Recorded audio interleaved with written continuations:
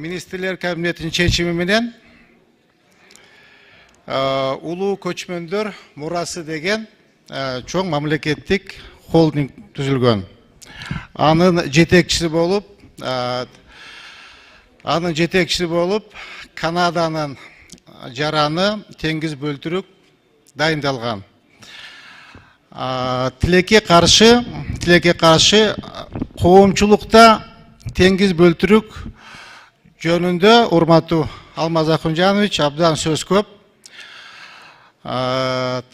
Тендерлер боюнча андан башка кеңселери боюнча мурда теңиз бөлтүрүккө чейин булар учкун деген мамлекеттик ишканада отурушкан.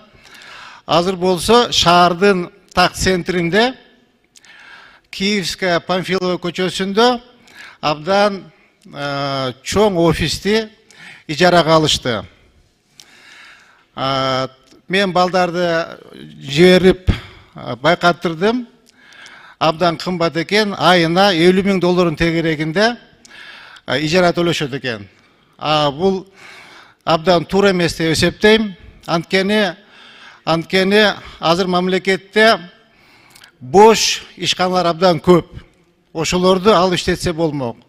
Ага кеткен каржыны башка булактарга жумшасак болмок. Урматтуу Алмаз Акунжанов, ушуну бир контролго алып коюңузду суранам.